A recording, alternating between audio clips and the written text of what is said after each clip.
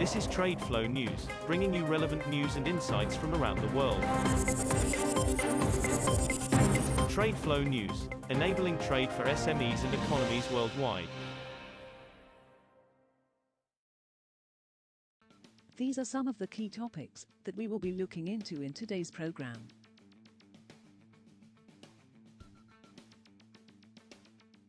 First, let's take a look at the overnight headlines which are impacting the commodity markets.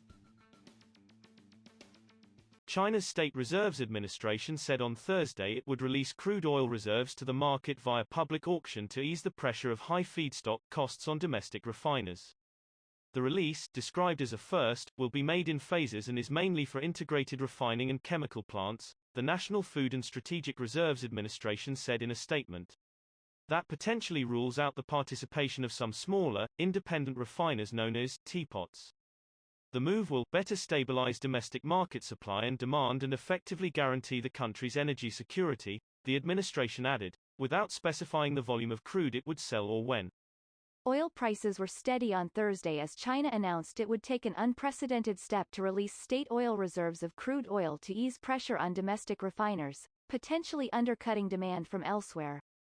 Brent crude was down 2 cents to $72.58 a barrel at 14:20 GMT, while West Texas Intermediate, WTI, crude rose 2 cents to $69.32.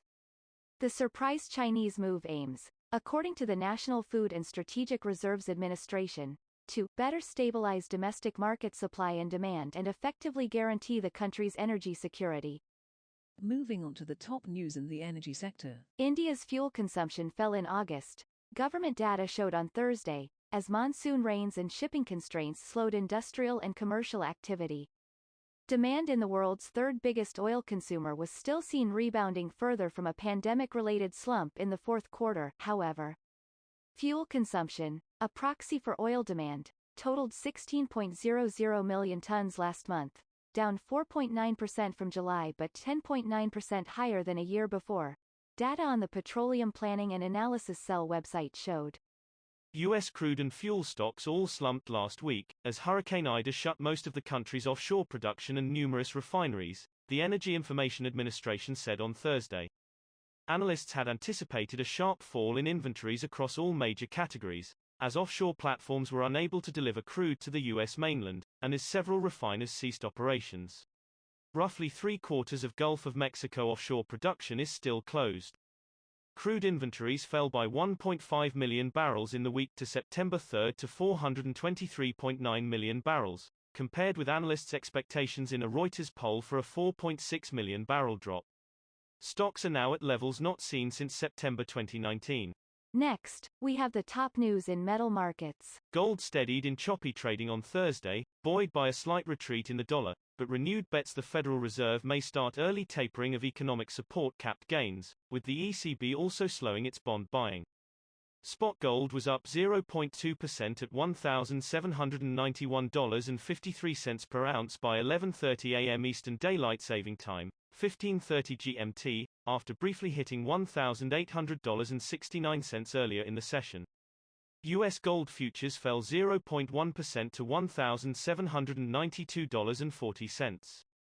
China's major copper smelters lifted August refined cathode output by 2.7% from the prior month, incentivized by higher treatment charges and rising prices for byproduct sulfuric acid, state-backed research house Antake said on Thursday. The 22 smelters surveyed by Antake churned out 767,600 tons of cathodes last month, also up 5.3% year-on-year, even as restrictions on metal producers' power use in several Chinese regions constrained output.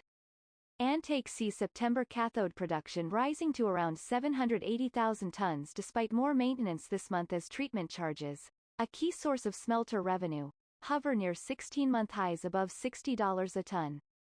We will now look at the top news in the agricultural sector. Ukraine, a major exporter of agricultural products, plans to build a new export terminal at its Black Sea port of Pivdeny near Odessa, the port said on Thursday. The construction is likely to start in 2022 and will last 44 months, it said in a statement, giving no project costs. The new terminal would be able to handle 2.7 million tons a year of grain and load 200,000 tons of vegetable oils.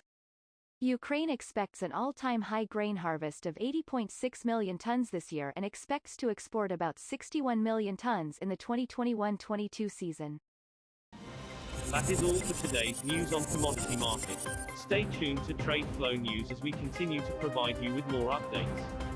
We also invite you to follow us on Twitter at TradeFlow News, which allows you to watch our program on your mobile device or desktop to receive information from there.